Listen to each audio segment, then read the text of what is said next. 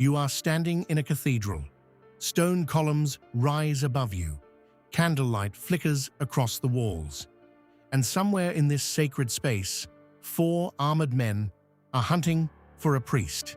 This is Canterbury Cathedral, December 29th, 1170. And what happens in the next few minutes will reshape the relationship between church and state across an entire civilization. But the real answer to why this murder happened and why it backfired so catastrophically is far stranger than a king simply losing his temper. Start with the friendship. Thomas Becket and Henry II were, by most accounts, genuinely close. Not in a formal diplomatic way, close in the way that 2 ambitious men who understand each other can be close. Becket served as Henry's Lord Chancellor, essentially the king's right hand, his fixer, his enforcer. He dressed extravagantly. He hosted lavish feasts. He was, by every observable measure, a loyal agent of royal power. Henry trusted him completely, and in 1162, Henry made what he believed was a brilliant move. He appointed Becket Archbishop of Canterbury, the highest church office in England. The logic was simple. If your most loyal friend controls the church, you control the church. What happened next is what historians have spent centuries arguing about. Becket changed, almost immediately. He gave away his fine clothes. He wore a hair shirt underneath his robes, rough, itchy fabric pressed against the skin as a form of self-punishment, a way of atoning for sins. He began fasting. He became, in the eyes of many who knew him, a genuinely devout man. Whether this was a sincere spiritual transformation or a calculated political repositioning is a question that biographer Frank Barlow spent an entire career trying to answer in his 1986 study of Becket's life. Barlow concluded that the truth was probably both, that Becket had always had a streak of sincere religious feeling, and that his new role gave it permission to surface. But here is the problem. The church in 12th century England operated under a different set of rules than the crown. Priests who committed crimes, even serious crimes, were tried in church courts, not royal courts. Church courts could not impose the death penalty. A priest who murdered someone might lose his clerical status. He would not hang. Henry found this arrangement intolerable. He wanted to bring clergy under royal jurisdiction, at least for serious offenses. Becket refused. This is where the conflict became something more than a personality dispute. This was a structural collision between 2 systems of power, what medieval scholars call the investiture controversy in its English form, the question of whether a king or the pope held ultimate authority over the church within a kingdom. Historian W. L. Warren, in his biography of Henry II, published in 1973, argued that Henry's position was not unreasonable by the legal standards of his time. But Becket understood something Henry didn't fully grasp. Whoever controls the courts controls everything. Give the king jurisdiction over clergy, and you have effectively made the church a department of the state. Becket refused again and again. Henry exiled him. Becket spent 6 years in France, continuing to argue his case, appealing to the Pope, writing letters, refusing to yield. When he finally returned to England in December 1170, he did not return quietly. He immediately excommunicated, formally expelled from the church, several bishops who had sided with Henry during his absence.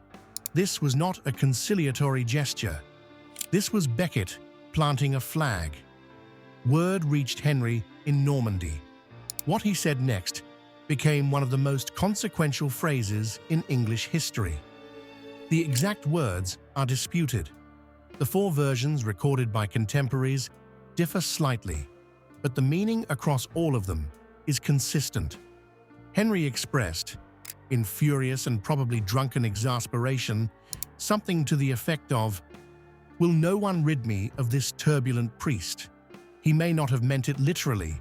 This is crucial. 4 knights, Reginald Fitzurse, Hugh de Morville, William de Tracy, and Richard Le Breton, interpreted it literally, or chose to. They crossed the Channel. They rode to Canterbury.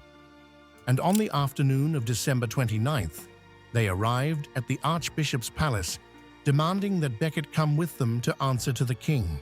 Becket refused. His monks begged him to take sanctuary deeper inside the cathedral. He moved, but slowly and reluctantly. He seems to have understood what was coming. Some accounts suggest he almost invited it, that he had come to believe martyrdom was the only move left that could win this argument permanently. The knights followed him inside, into the cathedral itself. This was already a profound violation. Churches were sanctuary, inviolable space. No blood was to be shed there. Every person in that building understood this. The knights understood it too. They drew their swords anyway. What followed was not a clean execution. It was a butchery. Becket was struck multiple times. The accounts of Edward Grimm, a clerk who was present and was himself wounded in the attack, describe the sequence in precise and horrifying detail. Grimm's eyewitness account is one of the most important primary sources historians have for what happened inside that cathedral.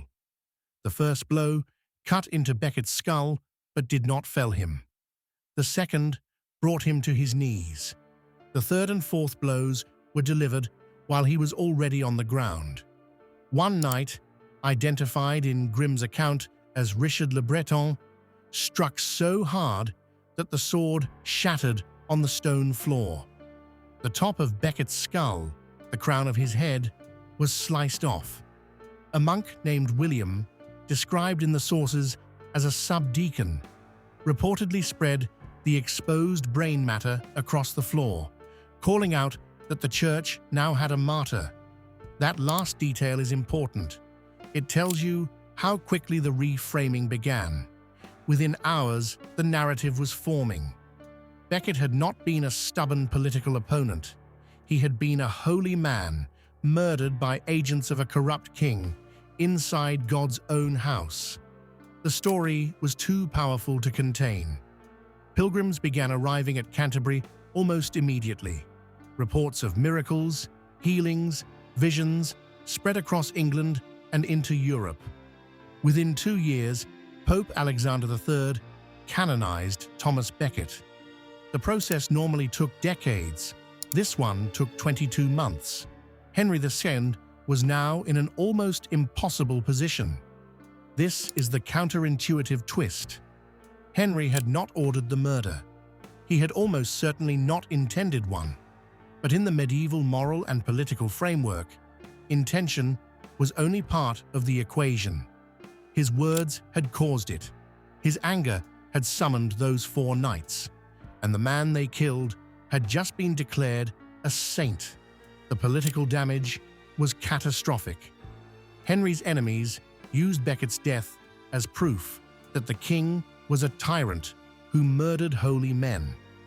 The Pope threatened to place England under interdict, essentially shutting down all religious services across the entire kingdom.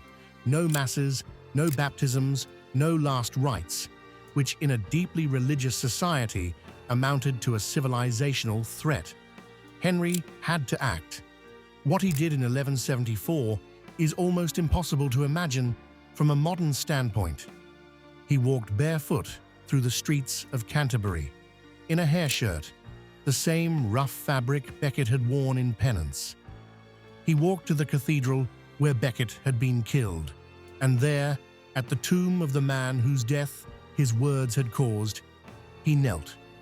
He allowed the monks of Canterbury, around 70 of them, to flog him. Each monk struck him with a rod or a strap.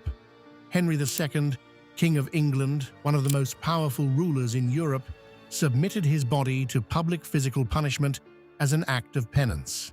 This was not purely spiritual, it was devastatingly political. By submitting to the flogging, Henry was performing his own guilt, and in performing it, containing it, he was saying, "I accept responsibility. I have paid. Now, the matter is closed." Historian Thomas K. Keefe, writing about Angevin kingship in the 1980s, described this moment as one of the most sophisticated pieces of political theatre in medieval European history.